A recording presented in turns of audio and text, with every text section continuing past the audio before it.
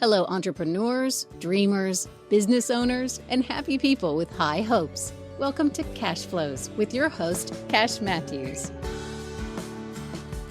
All right, welcome to Cashflows. We're glad you're here. I'm your host, Cash Matthews, and this show is based on a philosophy of fire, aim, ready, and it's about taking the next step in life, whether it be your relationships or your business, your health, your money. And what we do is something that, I wished we'd had in the third grade, Kenneth, is this ability to copy off our neighbors.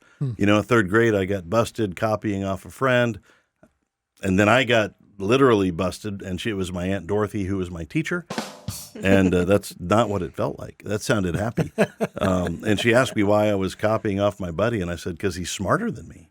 And, it doesn't make sense until you're about 25 that that's okay.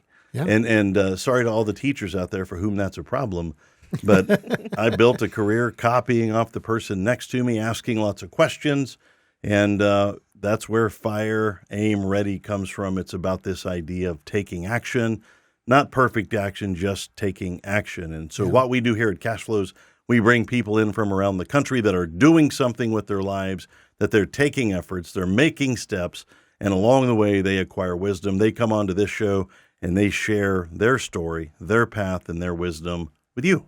So we are glad you're here. And before we fire, aim, ready, I'd like to introduce our executive producer, Mr. Kenneth Buckham. Kenneth.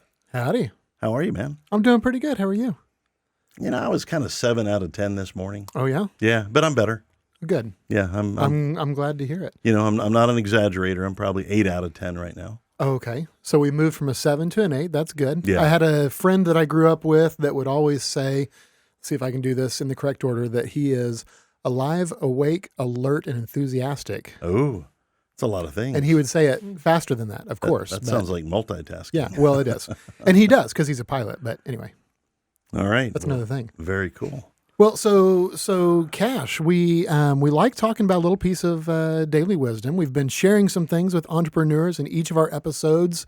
And for our listeners, I'd like to welcome them to the part of the show that we call Biz Bites. Let's go.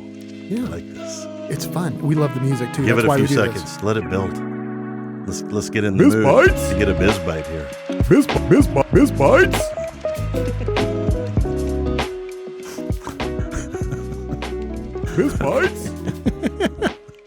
We're just like all dancing, having a good time. I have no Listeners idea what are like, what's going on over there? What does that even look like from the outside? Because I actually, Biz Bites? I'm going to come in here late at night and like dance around and play the Biz Bites theme. I totally believe that you would look for that on this board whenever I'm not around. Yeah, I don't even know how to turn it on. So, all right. Well, that power button's in the back. Don't tell me that.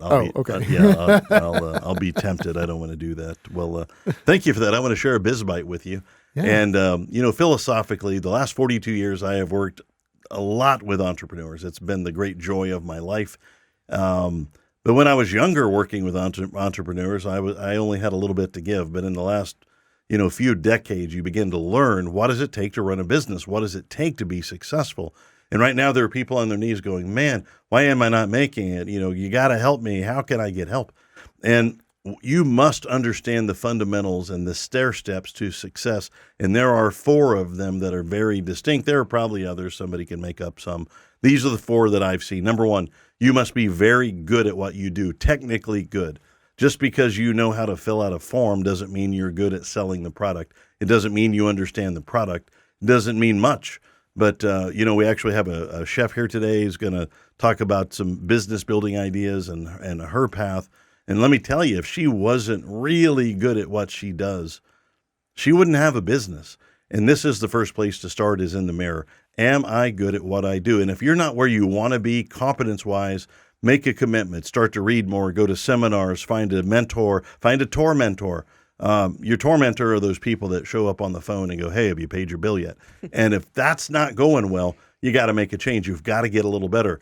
If you could get 2% better each week, in a year, you're 100% better. So step number 1, you must be great at what you do. Step 2 is this: you must know how to run a business.